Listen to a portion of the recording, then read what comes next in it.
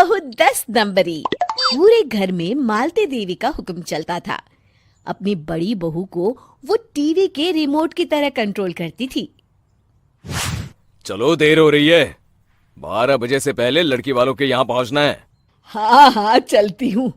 मैं तो भगवान से बस ये दुआ कर रही हूँ कि जिस तरह मेरी बड़ी बहू मेरी मुट्ठी में है, उसी तरह मेरी छोटी बहू भी मेरे इशारे पे नाचे। अरे भगवान, भला इस घर में किसकी हिम्मत है जो तुम्हारे खिलाफ जाने की हिमाकत करे। इस तरह मालती देवी अपने छोटे बेटे की भी शादी कर देती हैं।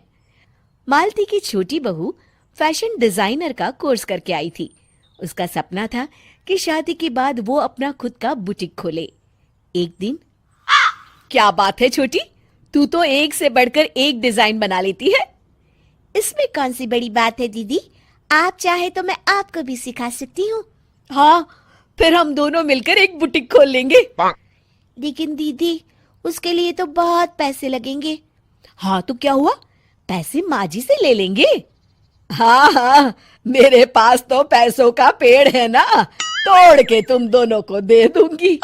मेरी एक बात अच्छी तरह समझ लो, मैं तुम दोनों को एक ढेला भी नहीं देने वाली।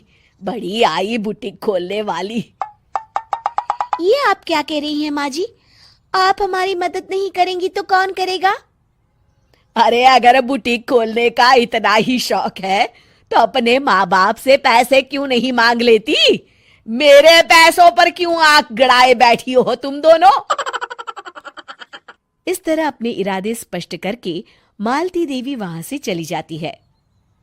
अरे ये क्या दीदी, माँ जी तो साफ मुकर गई, अब हम क्या करेंगे? तू चिंता मत कर, बुटीक तो खुल के ही रहेगा।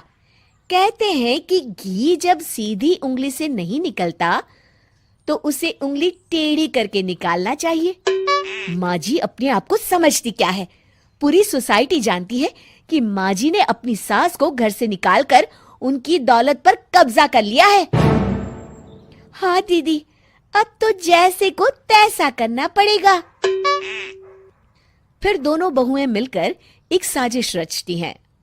एक दिन, अरे नालायक, जरा ठीक तरह से पैर दबा, बिल्कुल मजा नहीं आ रहा। खाने पीने में तो कोई कसर नहीं छोड़ती। तभी वहां बड़ी बहू हाथ में एक फॉर्म लेकर आती है। माँ जी, आपके लिए एक खुशखबरी है। सरकार सभी बुजुर्गों को हर महीने 10,000 रुपये पेंशन देने वाली है। अरे ये क्या कह रही है तू? क्या सच में मुझे हर महीने घर बैठे 10,000 रुपये मिलेंगे? हाँ माँ जी, दीदी सच कह रही है। कल टीवी न्यूज में इस बारे में बता रहे थे। बस आप ये फॉर्म पढ़ के इसे भर दीजिए और अपने दस्तखत कर दीजिए। मैं इन्हें ले जाकर जमा करवा देती हूँ। अरे नालायक, बड़ी कामचोर है तू। इस बुढ़ापे में कहाँ तुम मुझसे फार्म भरवा रही है? खुद ही भर ले, मैं दस्तखत कर देती हूँ। ठीक है माँ जी। फिर बड़ी बहू बड़ी चालाकी से फॉर्म के पन्नों के बीच प्रॉपर्टी के पेपर छिपा कर रख देती है और उन पर मालती देवी के दस्तखत करवा लेती है। कुछ दिनों के बाद मालती देवी अपने पति के साथ 2 दिनों के लिए अपने एक रिश्तेदार के यहाँ जाती है। दूसरी तरफ दोनों बहुएं पूरे घर पर अपना कब्जा कर लेती हैं। मालती देवी जब अपने रिश्तेदार के यहाँ से लौटती हैं, तब अपने कमरे में ताला लगा देख आग बबूला हो जाती है। अरे नालायको, मेरे कमरे में इतना बड़ा ताला किसने लगाया है? माँ जी, ये कमरा तो मैंने अपने बेटे रोहन को दे दिया है और आज से आप बाहर कोने में जो छोटा कमरा बना है ना, वहां रहेंगी। अच्छा, मैं उस सड़ेले कमरे में रहूंगी है? तेरी ये कहने की हिम्मत भी कैसे हुई? और मेरी इजाजत के बिना मेरा कमरा देने वाली तू होती कौन है? लगता है तू भूल गई, इस घर की मालकिन मैं हूं। तभी वहां छोटी बहू आती है। अरे माँ जी, आप इस घर की मालकिन नहीं है। अब इस घर की नई मालकिन हम दोनों बहुएं हैं। ये देखिए, इन प्रॉपर्टी के पेपर पर आप ही के दस्तखत है। अरे भाग्यवान, ये तुमने क्या कर दिया?